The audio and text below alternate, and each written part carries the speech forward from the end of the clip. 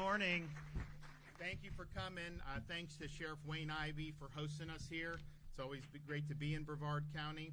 We're also pleased to be joined by Nikki Jones, who is an angel wife, who's going to tell her story, and she has helped us on some of these issues in the past relating to illegal immigration. And then Dave Kerner, Executive Director, Florida Highway Safety Motor Vehicles, also oversees Florida Highway Patrol. So we have a charge to keep, and that is to end the illegal immigration crisis in this country once and for all.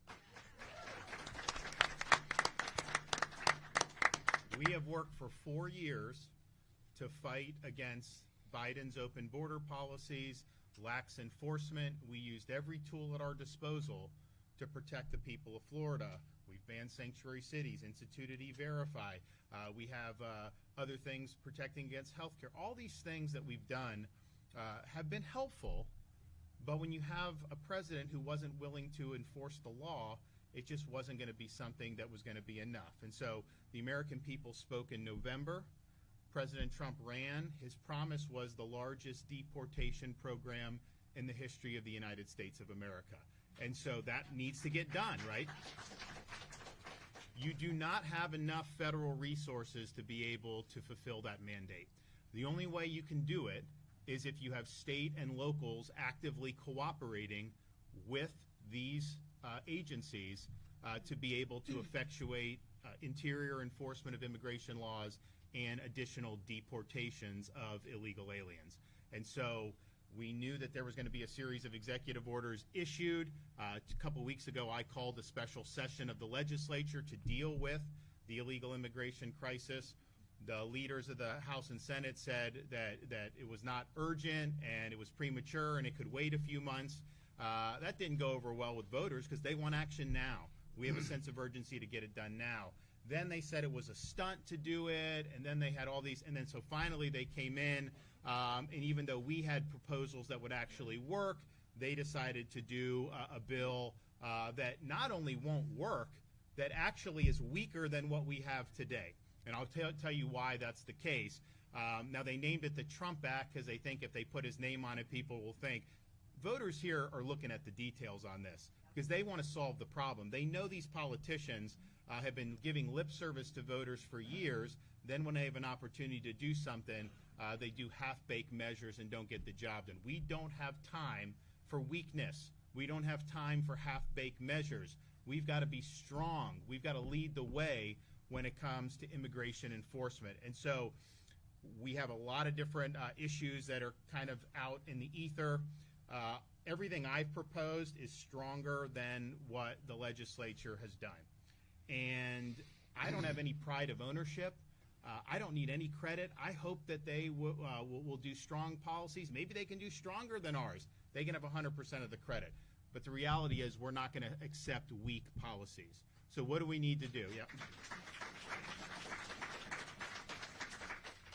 First, we need to end catch and release of illegal aliens.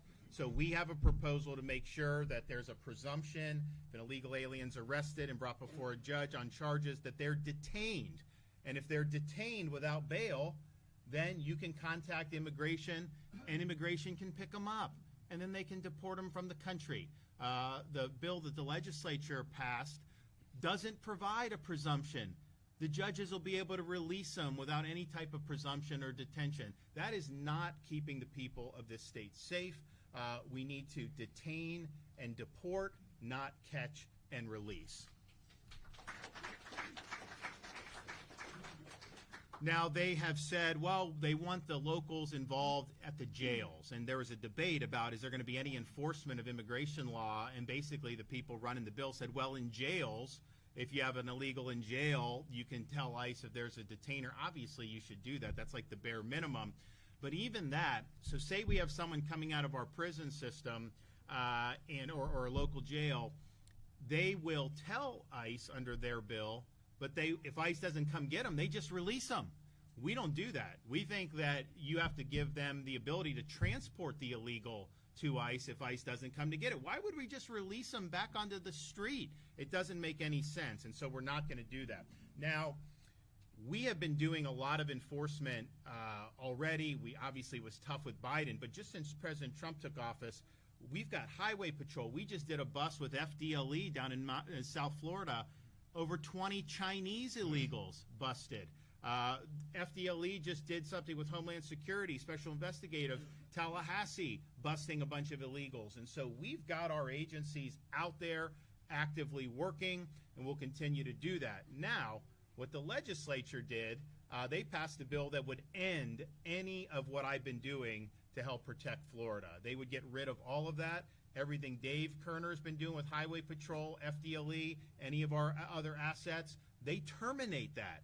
And they don't let us go that. And they transfer responsibility for immigration enforcement away from the governor to the Commissioner of Agriculture.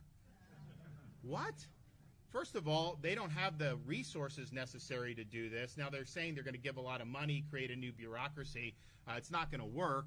Obviously, the Commissioner of Agriculture, and given how people have come and worked illegally in that industry, is like the fox guarding the hen house. That's not where immigration enforcement has typically gone. So it's a huge sign. And so people are like, well, why would you give it to the Agriculture Commissioner? We already have agencies in place working under the governor's office. And, oh, by the way, even our most fiercest critics acknowledge we handle crises and emergencies very well here in Florida. We've got a great apparatus. We've got great people. We make good decisions. We get the job done for people. So if you're really serious about immigration enforcement, man, you would want to empower us to do the job. But instead, they're taking it away. So people say, well, why would you do that?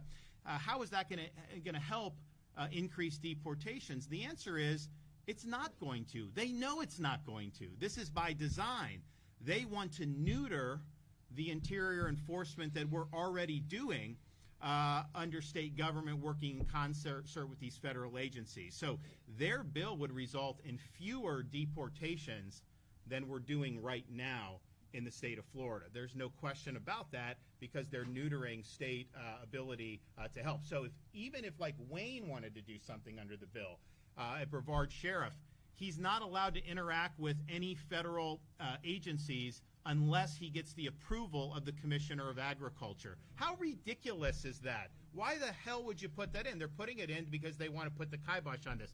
So here's where I think the fix is in, because we're either going to have the largest deportation program in history, and you need the locals and states to help with that, otherwise it's not going to happen, or you're not. The bill the legislature did, it mentions agriculture over 30 times. You know how many times it mentions the word deport? 0 times, because that's not what they want. They don't want any interior enforcement outside somebody in a jail that can be turned over. If we saw the Chinese illegals, we busted them yesterday working with the local police down there in South Florida. These guys, Dave Kerner's guys, they busted people. We need to do that. Otherwise, you're never going to solve this problem. And so under their bill, the massive numbers of illegals in Florida will remain. You are not going to see a meaningful dent in that because it'll basically be whatever the federal government's limited to. They have limited assets. If you're not having state and local supplement, you are really, really missing the boat. So that's just the reality. And it's also, President Trump declared a national emergency on immigration when he became governor, or when he became president. I have an emergency for the state of Florida. We've used it for maritime operations to stop boats coming from Haiti and the Bahamas and Cuba with illegal aliens. We're using it with Highway Patrol to be able to protect people. The legislation they did, just as the president is declaring this to be a national emergency, they terminate Florida's emergency on illegal immigration. And so that hamstrings our ability to actually protect the public even more. Is there anybody that voted for that? How many of these guys ran and asked for your vote and said they were going to kneecap the state's ability to combat illegal immigration? Not one of them did that. And yet that's what they voted on yesterday. Gangs. We have provisions that are really strong on these transnational gangs, like these Venezuelan gangs. They initially had nothing in their proposal on gangs. They put some stuff in, but still not nearly enough in terms of what we're doing. We also need to address, because yes, go after the cartels with the foreign terrorist organization designation, 100% I'm for it. Build the wall, do the border fortification, 100% I'm for it. But we also have to address the incentives that people have to come illegally. And if you eliminate the incentives, well, then that's going to help a lot of the problem right then and there. So what's one of the main incentives that brings people here to the United States and to Florida illegally? Employment. They can work the same job here in the United States and make more money, and then they send money back to their home country to people there in these remittances. So we have one, we did do E-Verify in Florida for private businesses. 25 employees are up. The legislature, I think, did that by design. They didn't want to go all the way, but still, it has helped. We want to strengthen E-Verify in Florida. They actually weaken what we already have with E-Verify. So there'll be even more of an incentive to come. It'll be easier to get employment. We also deal with this issue of the remittances. So if you want to send a wire transfer, we want to provide requirement that you have like an E-Verify on that you prove that you're here lawfully. And if you can't prove you have a right to be here, then you shouldn't be able to send remittances back if it's based on illegal labor. They did not include anything on dealing with the remittances, and I think the reason is because they don't want to eliminate the magnets. I think it's a deliberate policy choice. They don't want to eliminate the magnets, because if you eliminate the remittances, then fewer people would want to come here and work, and I think they're trying to service some of the demand for the illegal foreign labor. So it's a huge problem. They never dealt with any of that. Voting.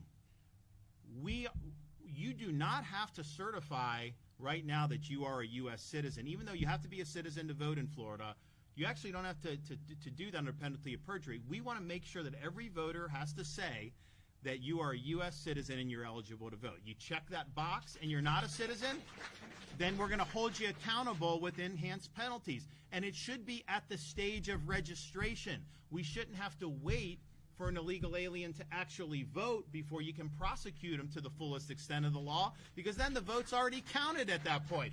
So dealing with this at the front end, we think is really important.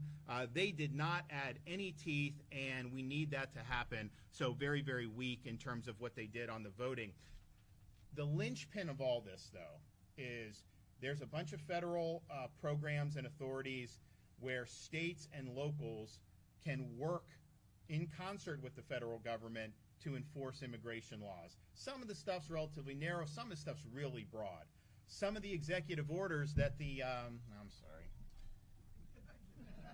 some of the executive orders that came out of the administration actually allows state and local law enforcement to be deputized to be able to exercise the authority of an immigration officer. So if you think about that, right now, for example, we've got boats in Florida. Now, President he has beefed up the Coast Guard, but and Biden wouldn't do that, so that's helped. But we still have our boats because we've intercepted a lot. If you intercept them on the sea, you can give them to Coast Guard, they take them back. If they make it to the shore, then all of a sudden, our guys can't really do anything. You got to turn them over. They will be deputized. They'll be able to make the same decisions that a Border Patrol or ICE agent will. And then we can have our guys just take them back to Haiti or Bahamas or wherever they're coming from, right on the spot. That is really significant. You will be able to empower locals to exercise immigration. So, for example, it's like Wayne could train, the federal government will train some of Wayne's deputies, right? And so if one of his deputies is responding to a call like an apartment complex, like domestic violence, some things that are frequent, but then you notice that there's, Tres de Agua, Venezuelan gang members down the hall, well, then you'll be empowered to go and take care of those guys and bring them in for immigration detention. So the ability to increase enforcement and increase the number of deportations if you have state and locals having to be a part of these programs, it goes up dramatically. Dramatically. That's how you fulfill the mandate. That's how you have record numbers of deported illegal aliens to be able to have that. And think about 90% of interactions, 95% are going to be state and local. It is not going to be federal agents. They just have limited bandwidth and they have limited number. And even I think Congress will probably provide some more authority I think Congress will probably do some other stuff, but that's going to take time to build up. We don't have time. You know, we've got 4 years to be able to get this done. And so we've got to start right now, and the state and locals need to be a part of this. Obviously, we're not a sanctuary jurisdiction, although their bill makes us a de facto sanctuary state because you're taking power away from the state government to be able to actively combat illegal immigration. But as of now, we're not. And so you can't sabotage, but we need to have cooperation, active cooperation, and you need enforcement, because if you have some local police chief that doesn't believe in what the president's doing and wants to frustrate it or doesn't want to offer assistance, then you need to be able to hold them accountable, including suspending them from office. If you don't have enforcement, this stuff isn't going to work. So that's really, really important. And I think if you don't do the state and local piece, then none of this stuff is going to work. And so the question is, do we want to answer the call of the voters? Do we want to actually fulfill this promise? And it's not just president that made it. Republicans have been running against open borders for years and years and years. This is really the last shot, I think. If we don't do it now to the fullest extent, then it's just not going to get done. So here's the moment to do it, and we got to have all hands on deck. But you have to have maximum participation in these programs, and they will work. It will absolutely work. This is not a question at this point for us about whether it can be done. We know it can be done. It's just a matter of will. You got to have the will to do it. And what the legislature did was provide a lot of window dressing. They provided a lot of money to house illegal aliens. I don't want to house them. I want to deport them. Why would we want to spend money on housing them? Let's get them out of here. A lot of money for the Commissioner of Agriculture to hand out money to law enforcement. I mean, first of all, I don't even know how long that would take. Not going to be effective at all. We've already got the infrastructure in place. You don't have to reinvent the wheel. We're already doing the job in state government, and that's very, very important. So we can do it. But you got to have all the ducks lined up in a row. And here's the thing. This is a pass-fail exercise. Either you're doing what needs to be done or you're not. And, you know, you can sit there and talk about these things and say this and say that, but this is an objective reality. And it's not just because I'm saying it. Read it for yourself. Is what they're doing going to make the difference that we know we need? Absolutely not. It would hinder our ability. Most of the operations we're doing in state government would be shut down. It would be a total disaster for the state of Florida. On the other hand, if we actually got tough, we were strong on the policy, man, you would see a huge, huge increase in enforcement. You would see the numbers go up in terms of the deportations. That would alleviate problems on law enforcement, on schools, on health care. People get into traffic accidents and they don't have insurance, and it's like, oh, you know what? And people say I think the view of the legislature is okay, well, if someone is a criminal, then we'll deport them. I want to deport them before they're victimizing people. I don't want to wait until they victimize somebody. So now's the moment to do it. What they did, last night is not going to pass muster. It is not what they told you they would do when they ran for office. It is not consistent with what all these Republicans ran on and all these Republicans promised the people that put them into office. And so we've got to do what the voters expect us to do, and we got to meet the moment. So I appreciate everyone being here. We're not going to quit on this. It's just too important to quit on. And so we're going to keep digging in until we actually get the job done. So thank you for doing that. Now, I want to pass it along, and we're going to hear from some of our other